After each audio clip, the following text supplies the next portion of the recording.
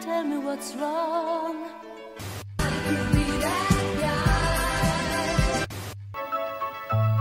Every hour, every... Bonjour chers amis et bienvenue, aujourd'hui, vous me dites ce qui ne va pas dans cette histoire. ABBA, le duo formé par seulement deux pairs, qui a influencé la scène de la musique pop mondiale pendant les années 1970, on estime que le groupe a vendu plus d'un demi-milliard de copies en à peine une décennie de leur carrière avant d'annoncer leur conclusion en 1982. Et cet ensemble avait une figure centrale, Agnetha, la femme aux cheveux blonds qui, au-delà de son attrait, a attiré l'attention pour sa voix bien accordée et puissante. Néanmoins, est-il concevable que caché derrière tout ce charme, toute cette célébrité, tout ce triomphe, l'existence d'Agnetha était véritablement construite uniquement sur des instants joyeux? C'est ce que nous allons découvrir aujourd'hui. Salutations et bienvenue chaleureusement à un nouvel épisode de la chaîne Anciancrate. Aujourd'hui, nous allons narrer l'histoire extraordinaire de la chanteuse suédoise Agnetha Fältskog. En effet, le Bardens Agnetha et ABBA, le célèbre ensemble pop suédois, est le label de l'album dévoilé en 2013 par l'une de ses chanteuses, la même personne aux cheveux blonds. C'était un événement extraordinaire car elle a elle-même promu la création, a accordé une interview à la BBC, et a chanté en public pour la première fois en 25 ans à Londres, lors d'un spectacle organisé par l'ONG Children in Need, soutenu par le diffuseur britannique lui-même.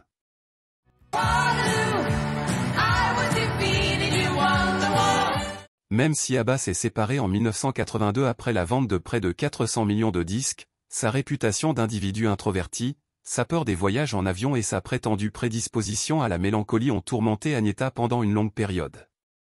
Elle affirme que ce n'est ni énigmatique ni reclus, peut-être était-elle le paria du groupe et, de ce fait, la plus facile à identifier. C'est toute l'histoire, une fable nourrie par les tumultes de sa vie.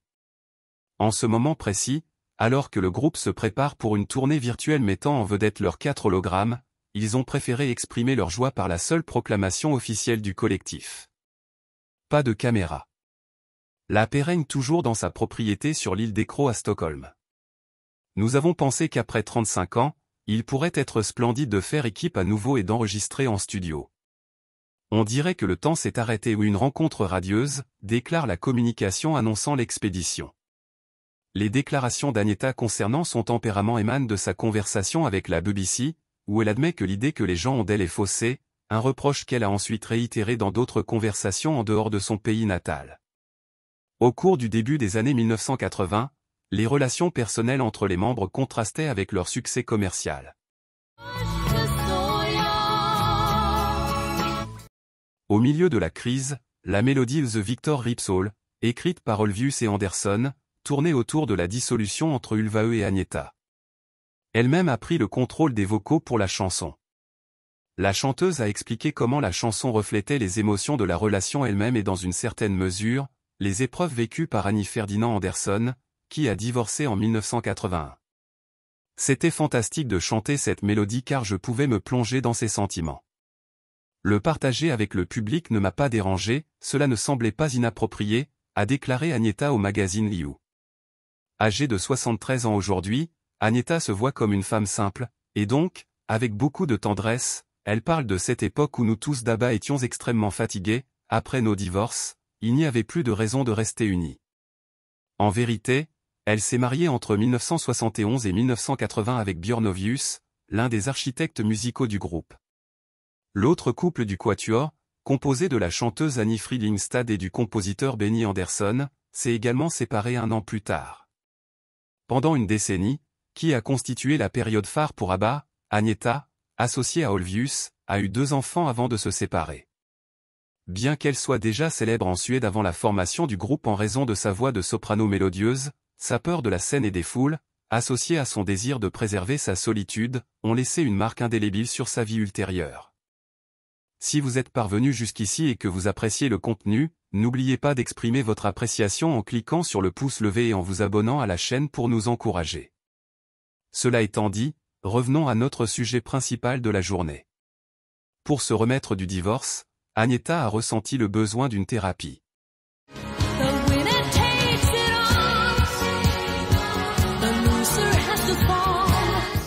Cependant, le décès de ses parents s'est révélé presque insurmontable. En 1994, sa mère s'est tragiquement suicidée, et pendant une longue période, Agnetha l'a considéré comme un événement involontaire. 2 ans plus tard, son père est décédé. Ces 2 tragédies ont eu lieu pendant la période de silence prolongé de la chanteuse, qui s'étend de 1988 à 2004. Suite à cela, le chapitre le plus singulier et complexe de sa biographie s'est déroulé. Un chauffeur de camion néerlandais nommé Ger van der Groff, parmi ses admirateurs les plus fervents, l'a poursuivi avec une ténacité étonnante pendant plusieurs années. Étonnamment, en 1997, ils ont entamé une liaison intime qui s'est terminée en 1999. En réfléchissant à cette période, elle a affirmé « Ta fascination pour moi était si profonde que je me suis dit, pourquoi pas ?»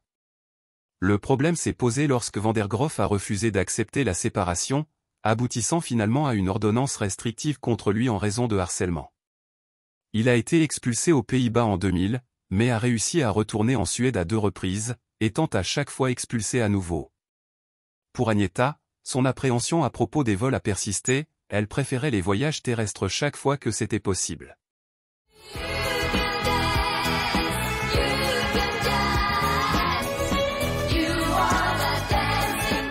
Tandis que le reste du groupe prenait l'avion, elle optait souvent pour les bus. En 1979, lors d'une tournée aux États-Unis, son vol vers Boston a connu de fortes turbulences, nécessitant un atterrissage d'urgence. Agnetha croyait que les voyages en bus offriraient plus de confort, cependant, en 1983, le bus la transportant vers un concert en Suède s'est renversé sur l'autoroute. Miraculeusement, elle a été éjectée du bus indemne. Par la suite, la recherche de la tranquillité est devenue l'obsession d'Agnetha.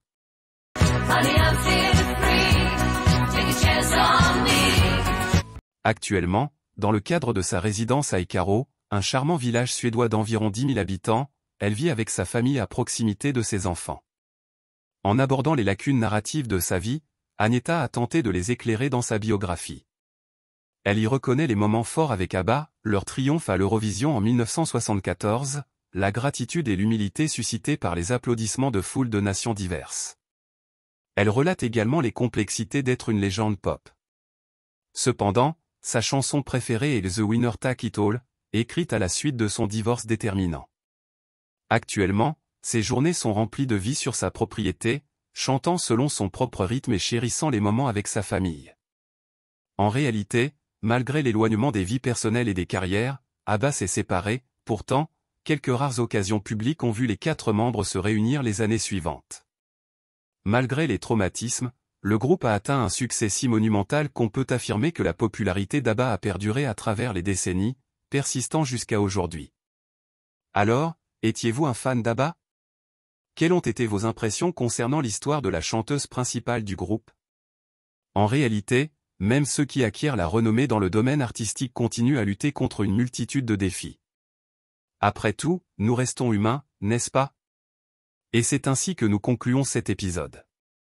S'il vous plaît, abonnez-vous à notre chaîne pour nous permettre de continuer à produire du contenu de ce type.